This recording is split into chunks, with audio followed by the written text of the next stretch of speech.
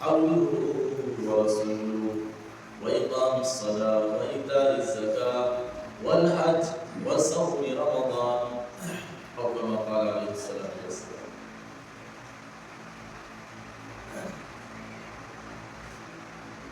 معزز حاضرین، پرداشی مائی اور بہنیں،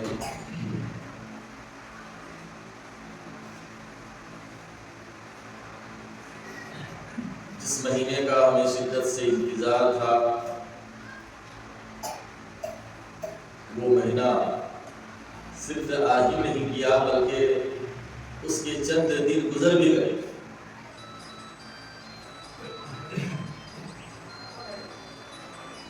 جس مہینے کی بے شمار فضیلت احادیث کے اندر اللہ کے نبی صلی اللہ علیہ وسلم نے بیان فرمایا۔ رمضان المبارک کا مہینہ اتنا ہی بابرکت ہے کہ اللہ کے نبی صلی اللہ علیہ وسلم نے فرمایا من صام رمضان ایمانا واحتسابا غفر له ما تقدم من ذنبه۔ جو شخص ایمان کی حالت میں ثواب کی نیت سے رمضان کے روزے رکھے غفر له ما تقدم من ذنبه، اس کی پچھلی ساری گناہیں اللہ تعالیٰ بخش دیتا ہے۔ گزشتہ رمضان کے بعد سے لے کر اس رمضان تک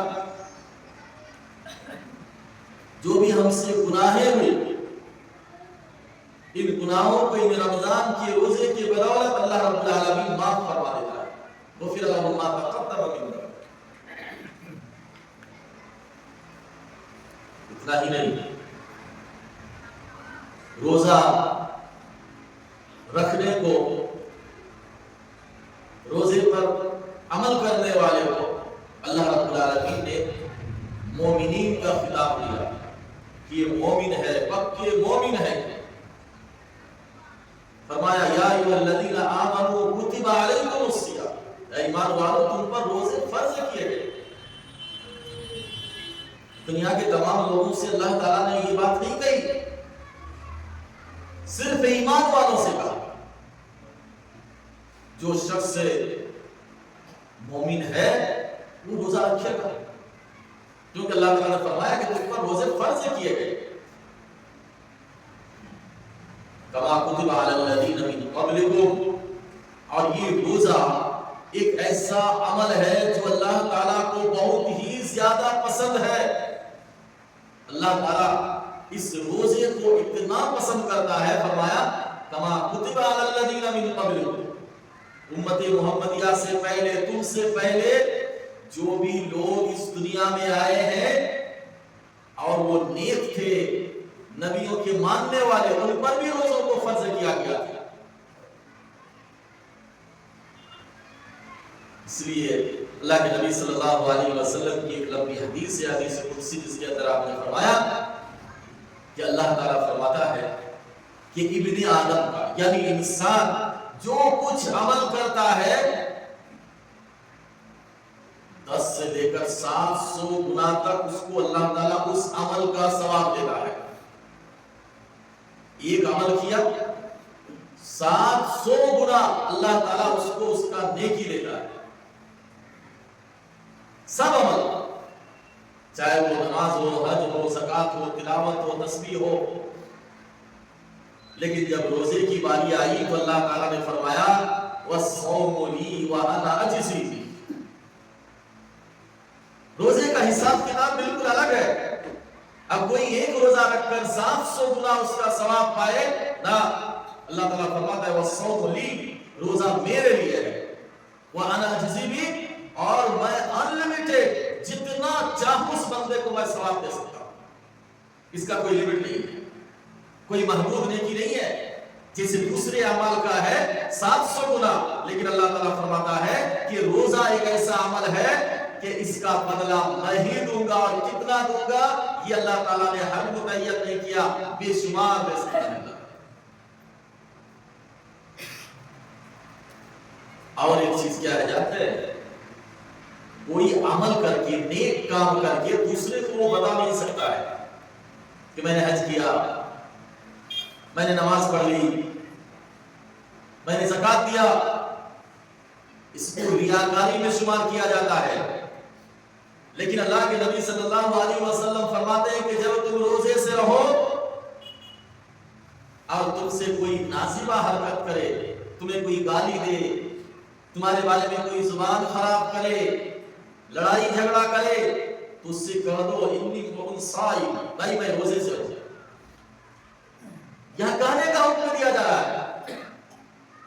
حقیقت میں روزہ ایک اتنا محبوب عمل ہے کہ آپ نماز پڑھ کر نہیں کہہ سکتے کہ میں نے نماز پڑھا، آپ حج کر کے نہیں کہہ سکتے ہیں لوگوں کو میں نے حج کیا، لیکن آپ روزے سے ہیں، آپ کہیے لوگوں سے کہ میں روزے سے ہوں۔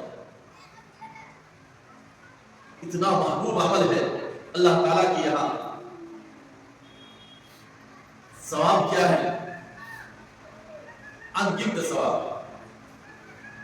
حضرت طلحہ بن عبید اللہ رضی اللہ تعالی عنہ کہتے ہیں کہ میں نے ایک خواب دیکھا کہ دو دوست، دو ساتھی ہجرت کر کے مدینہ آئے اور دونوں ایک سال آگے پیچھے انتقال کیے۔ ایک ہی ساتھ اسلام قبول کیے، ایک سال پہلے مرا جو زیادہ عبادت گزار تھا، اور دوسرا جو پہلے کے مقابلے میں تھوڑی کم عبادت کرتا تھا، یہ اس کے ایک سال کے بعد انتقال کیا۔ حضرت طلحہ کہتے ہیں کہ میں نے خواب میں دیکھا کہ جو بعد میں انتقال کیا یہ جنت پہلے جا رہا ہے۔ صبح کو میں نے اللہ کے نبی صلی اللہ علیہ وسلم کی خدمت میں حاضر ہوا، آپ کی مجلس میں صحابہ کرام میں تھے، میں نے آپ سے اپنا خواب بیان کیا تو صحابہ حیرت میں پڑ گئے، تعجب کرنے لگے کہ پہلا تو وہ زیادہ عبادت گزار تھا، وہ ایک سال پہلے انتقال کیا، اس کو جنت پہلے جانا چاہیے تھا، لیکن یہ دوسرا شخص اس سے کم عبادت گزار تھا، یہ ایک سال کے بعد انتقال کیا اور یہ جنت پہلے جا رہا ہے۔ اللہ کے نبی صلی اللہ علیہ وسلم نے فرمایا کیا تم لوگ تعجب کر رہے ہو؟ الیس قد مکث ھذا بعدہ سنہ، جو پہلے انتقال کیا تھا کیا اس کے بعد یہ دوسرا ساتھی ایک سال زندہ نہیں رہا؟ صحابہ نے کہا کہ ہاں ایک سال رہا۔ آپ نے فرمایا فادرک رمضان، تو اس نے رمضان کا مہینہ پایا اپنی زندگی میں، فصامہ فصلی کذا وکذا، یا اس نے رمضان کے روزے رکھے، نمازیں پڑھی اس نے۔ لہذا اس رمضان کی عبادت، ایک مہینے کے روزے اور عبادت، اس کو اس پہلے شخص سے اعمال میں آگے لے گئے اور یہ پہلے جنت میں داخل ہو گئے۔ ہر شخص اس ماہ مبارک کو اپنی زندگی کا آخری رمضان ہی سمجھ کر گزارے کہ پتہ نہیں اس کے بعد دوبارہ ہمیں رمضان کا مہینہ ملے یا نہ ملے، زندگی کا کوئی بھروسہ نہیں۔ آج ہم دیکھ رہے ہیں اپنے سماج، اپنے معاشرے میں، اپنے رشتہ داروں میں، گزشتہ رمضان بہت سارے احباب تھے، بہت ساری مائیں اور بہنیں تھیں جو ہمارے ساتھ رمضان کی اس مبارک مہینے میں شریک تھے، ہماری عبادتوں میں، ہماری تراویحوں میں، ہمارے ساتھ انہوں نے روزہ رکھا، قرآن کی تلاوت کی، لیکن اس رمضان کے آنے سے پہلے وہ دنیا سے رخصت کر گئے۔ تو اپنی زندگی کا آخری رمضان سمجھ کر اس مہینے کو گزارے کہ پتہ نہیں دوبارہ ہمیں یہ رمضان ملنے والا ہے یا نہیں ہے۔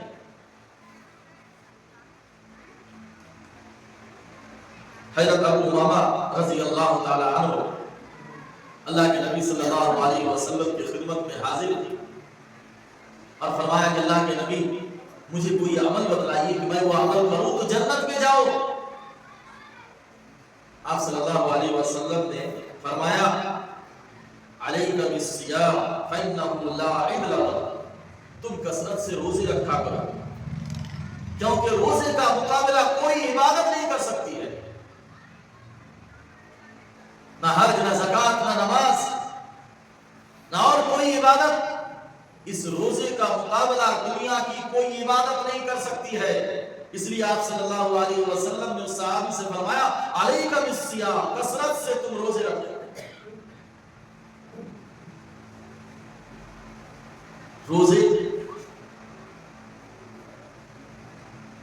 روزے رکھنے کی جہاں بڑی فضیلت آئی ہے قرآن کریم کے اندر بھی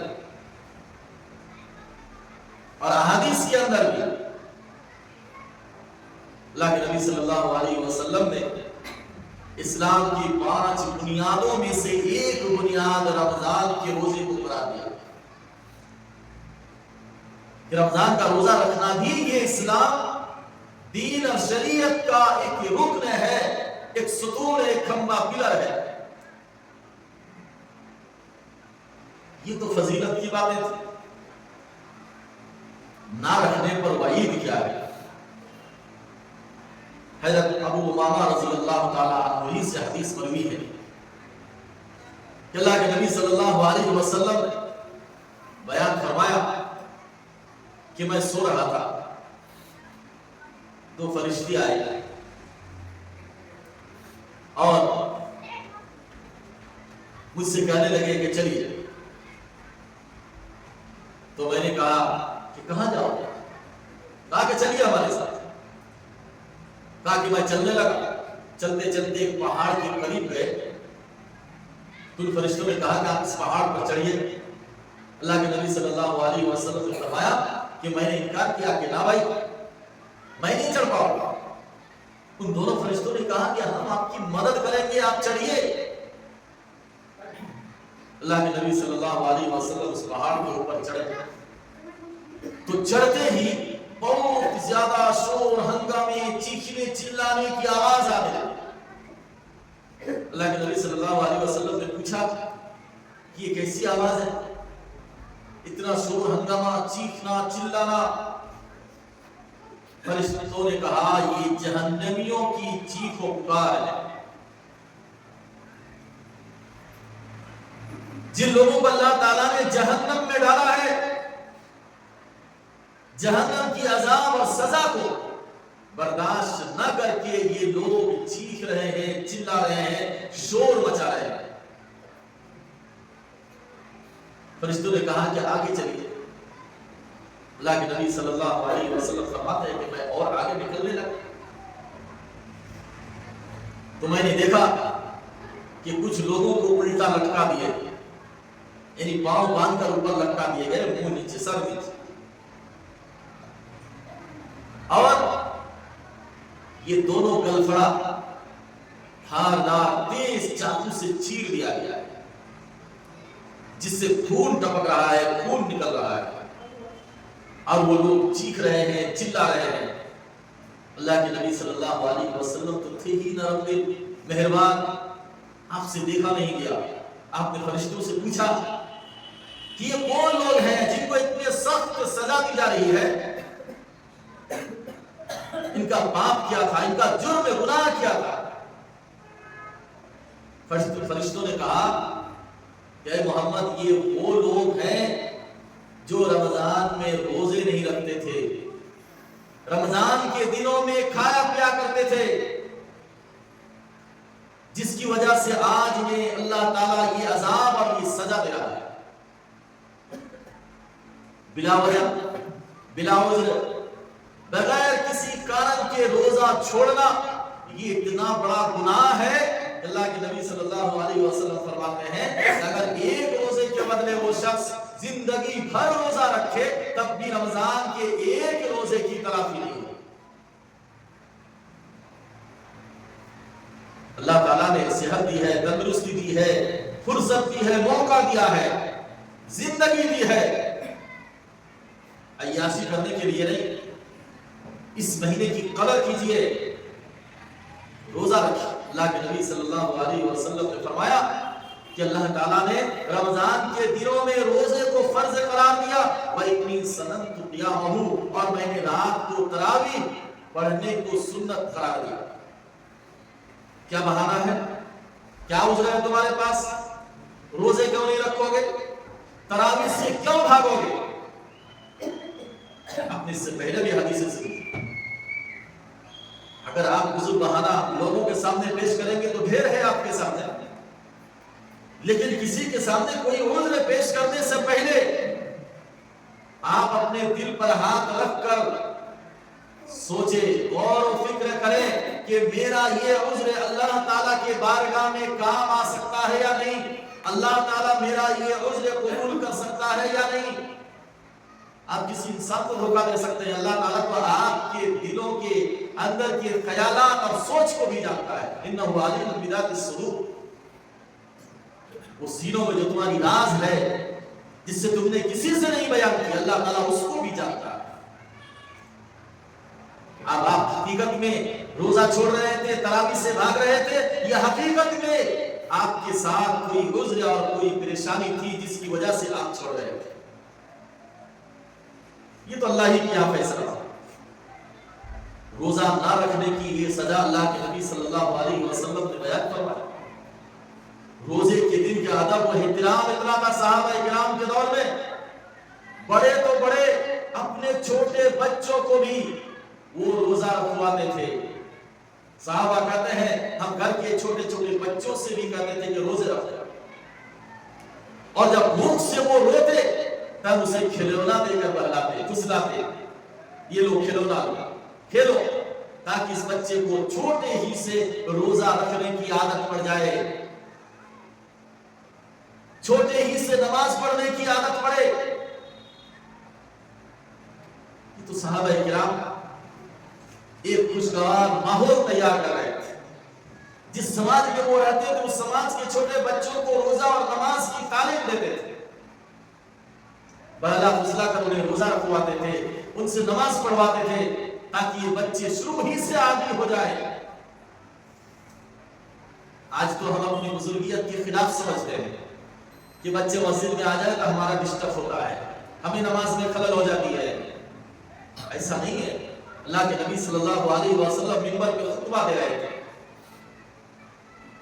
حضرت حسن حسین آ گئے، آپ منبر سے اتر گئے اور اپنے نواسوں کو گلے لگائے، گود میں لیے، اور پھر دونوں کو اشارہ کیے کہ جاؤ، اور آپ صلی اللہ علیہ وسلم منبر پر پھر آئے خطبہ دے رہے۔ اپنی نواسی حضرت زینب کو اللہ کے نبی صلی اللہ علیہ وسلم گود میں لے کر نماز پڑھتے تھے۔ آج رکوع سجدے کی باری آتی تو ان کو سائڈ بیٹھا دیتے، اور آپ رکوع سجدے سے فارغ ہوتے تو پھر اس بچی کو گود میں لے کر آپ کھڑے ہو جاتے۔ اللہ کے نبی صلی اللہ علیہ وسلم مسجد میں صحابہ کرام کو نماز پڑھا ہے، آپ کا نواسا حضرت حسن نکل کر آئے اور آپ کی پیٹھ پر چڑھ گئے، آپ سجدے میں ہیں۔ اب اگر اٹھ رہے ہیں تو بچہ گر رہا ہے، آپ صلی اللہ علیہ وسلم سجدے ہی میں رہے جب تک آپ کا نواسا خود سے آپ کے پیٹھ سے نہ اٹھے۔ جب اترے تو آپ صلی اللہ علیہ وسلم کا سجدے سے اٹھے۔ نماز ختم ہونے کے بعد صحابہ نے عرض کیا کہ اللہ کے نبی آج آپ نے ایک سجدہ ٹھیک کیے اور ایک سجدہ بڑا لمبا کر دیے۔ آپ صلی اللہ علیہ وسلم نے فرمایا کہ کیا کرا؟ میں سجدے میں گیا اور میرا نواسا میرے پیٹھ پر چڑھ گیا، تو میں نے اس کو اتارنا مناسب نہیں سمجھا، اس لیے سجدہ تھوڑی لمبی ہو گئی۔ سماج اور معاشرے کے بچوں کو ابھی سے اگر آپ روزے رکھنے کی عادت نہ ڈالیں، ان کو نماز پڑھنے کی عادت نہ عادی نہ بنائے، تو بڑے ہو کر وہی حال ہوگا جو آج لوگوں کا ہو رہا ہے۔ دنیا کا کوئی مبلغ، کوئی مولانا، کوئی عالم، کوئی مقرر، کوئی خطیب، کوئی داعی اور مبلغ ان کی اصلاح نہیں کر سکتے، انہیں سدھار نہیں سکتے۔ ہاں، بچے آتے ہیں، شوق سے آتے ہیں مسجد، ان کو سمجھایا جائے، مسجد کے آداب، مسجد کا احترام سمجھا جائے کہ جب کوئی نماز پڑھے تو اس کے سامنے سے نہیں گزرنا ہے، گناہ ہے۔ اپنی جگہ خاموشی کے ساتھ بیٹھنا ہے، مسجد میں کوئی کسی سے بات نہ کرے، اس سے اللہ ناراض ہوتا ہے۔ اور کہیں کہیں دیکھا جاتا ہے کہ بچوں کو سب گھیل کے پیچھے کر دیا جاتا ہے، اور جب ایک جگہ سارے بچے جمع ہو جاتے ہیں تو پھر شروع ہو جاتی ہے ان کی۔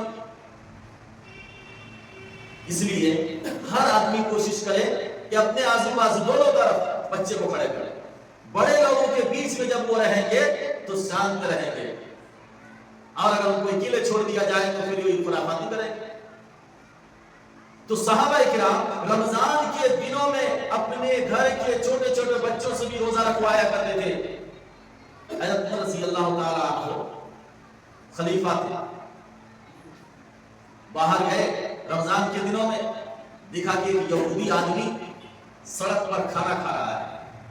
حضرت عمر رضی اللہ تعالیٰ عنہ نے اپنا کوڑا نکالتے ہوئے فرمایا کہ بےہودہ نالائق، ہمارے چھوٹے چھوٹے بچے روزے سے ہیں اور تم سرے عام کھا رہے ہو۔ تو کہا لکھتے ہیں اگر آپ کو کوئی شرعی عذر ہے، آپ کا رب جانے آپ کا عذر، آپ کو کوئی شرعی عذر ہے جس کی وجہ سے آپ روزہ نہیں رکھ پاتے ہیں، اس کا یہ مطلب نہیں ہے کہ آپ عام طور پر کلم کلا علی الاعلان کھاتے پیتے پھریں، گھر میں بھی کھائیں تو ان افراد سے نظر بچا کر جو روزے سے ہیں۔ کیا پتا ہے کہ آپ کو دیکھ کر آپ کا چھوٹا بچہ جو روزہ رکھا ہوا تھا اس بچے کی بھی نیت بگڑ جائے، آپ کو کھانا کھاتا ہوا دیکھ کر ان لوگوں سے بھی پردہ کر کے کھایا جائے، مجبوری ہے وہ الگ چیز ہے آپ کے ساتھ، لیکن روزے کے مہینے کی اتنی حرمت ہے کہ اس کی بے حرمتی کرنے والے کو حضرت عمر رضی اللہ تعالیٰ عنہ نے کوڑے کی سزا دی ہے۔ اس لیے پھر میں کہوں گا کہ ہر مسلمان مرد عورت بوڑھے جوان بچے رمضان کی اس مہینے کی قدر کریں اور اس مہینے کو اپنی زندگی کا آخری رمضان سمجھ کر گزارنے کی کوشش کریں۔ اللہ تعالیٰ ہم سبوں کو نیک توفیق سے نوازے، آمین۔